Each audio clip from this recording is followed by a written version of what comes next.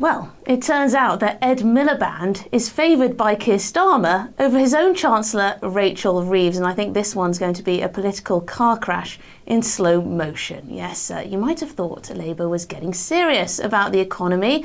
They're the grown-up government, they don't want to be throwing your hard-earned money down another bottomless net zero pit. But here comes Sir Keir Starmer torpedoing his own Chancellor just to please Ed Miliband. Yes, Red Ed, the net zero zealot, who is deeply unpopular within his own government. Yes, really. Well, Rachel Reeves, you remember her, the self-styled Iron Chancellor, all stern talk about economic responsibility, doesn't want to borrow too much, wants to take the tough choices that Britain needs. Well, she's been very publicly overruled by her own boss. She wanted to raid Ed Miliband's eye-wateringly expensive £13.2 billion warm home plan, but not scrap it entirely, just reduce the spending a little bit, maybe move some money around to patch up the rest of the supposed black hole that Labour's trying to pretend isn't there. But no, Starmer said no. Or rather, Miliband stamped his feet and Starmer caved, which is quite incredible. So what does this tell us? Well, it shows us that Ed Miliband, yes, the man who lost Labour the 2015 election with his soggy Marxism-light agenda, is somehow pulling the strings on one of the most expensive policy areas in government. That's green spending, of course, net zero. And not in a careful, thought-out, targeted way, let's make sure this works for the British people way. No, this is full steam ahead, regardless of the cost, regardless of the consequences, or indeed, regardless of common sense. And Keir Starmer, instead of backing his Chancellor, his right-hand lady, the woman he put in charge of the public finances, well, he's chosen to throw her under the bus to keep the Labour left sweet. Let's be clear here. Rachel Reeves, I must admit, wasn't being entirely unreasonable about wanting to cut spending here and there. Even she, yes, as she says, a former Bank of England economist, knows that promising public services without the taxes and without the... Sorry, I didn't read this bit. It's a bit weird, this bit. Yeah, okay, can I just start that again? Even Rachel Reeves knows that something has to give, and Miliband's warm home plan was the obvious place to start. Yes, we all want better insulation. We also want lower energy bills, but at a cost of £13 billion at a time when the Treasury is already eyeing up tax hikes and tightening its belts. Is it really the right priority? Using the internet without a VPN, a virtual private network, is a bit like taking to the road without car insurance. All it takes is one unlucky moment to cost you a lot of cash. This video's sponsor is Private Internet Access. They are the VPN to help keep you safe. Click the link in the description below to find out why over 30 million people have downloaded PIA to protect themselves online.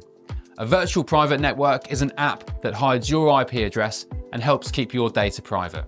When you're browsing the internet at home, you give up a large amount of data to businesses, to shops, and indeed to social media giants too. Hackers have the ability to steal your personal data with ease, including sensitive information such as passwords, keystrokes, and even your personal photos. Private Internet Access helps protect your personal data by encrypting your internet connection to keep your data out of the hands of cyber criminals. And it's not just hackers either to be concerned about. Information can be censored too. When Canada passed their C18 bill, social media giants decided to ban news content on their platforms. But PIA can protect your ability to consume the news and content you love. Private Internet Access is available for Windows users, Mac OS, Android, Linux, iOS, and you can use one PIA subscription to protect an unlimited amount of devices.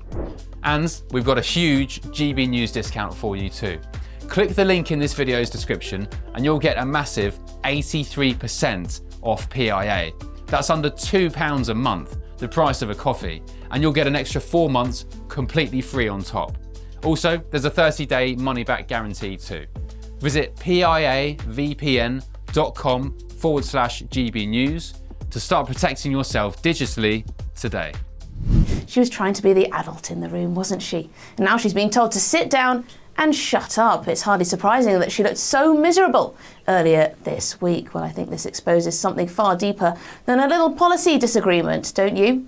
It shows who's really in charge of the Labour Party. And spoiler, it's certainly not Rachel Reeves who decides where money is spent. And maybe, just maybe, it's not even Keir Starmer. Could it be that the Green ideologues still have a huge weight. The Miliband wing, the ones who don't care how much things cost or how many working people get trampled under the wheels of their net zero bandwagon, as long as they can keep boasting about world-leading climate targets. We've all seen how excited Ed Miliband gets about everything green. I doubt he even thinks of the cost, do you? Well, you have to ask, if Reeves can't even claw back a few billion from one of Miliband's pet projects, what hope does she have of reining in the rest of Labour's spending plans? Let's not forget, Labour is trying to convince us, aren't they, that they are the party of economic stability now. They're trying to tell us that all of this was planned, that the economy is on the up and we can splash out for things like winter fuel payments and the like. But, if she can't even cut a couple of billion from Ed Miliband's great plans, what hope do we have? They've spent months banging on about iron discipline, about not promising the moon on a stick, and yet the moment it gets a tad tough, the moment one of their own tries to apply a bit of that discipline, they appear to buckle. Now, I'm not here to sing the praises of Rachel Reeves.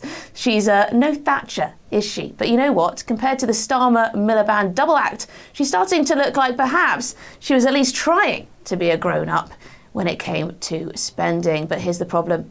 This isn't just about internal drama, is it? This matters for you, it matters for me, it matters for every household in the country. Because if Ed Miliband gets his way on this, what else will he get? Will net zero spending balloon even further? Will they start hiking your taxes to pay for more grand green schemes?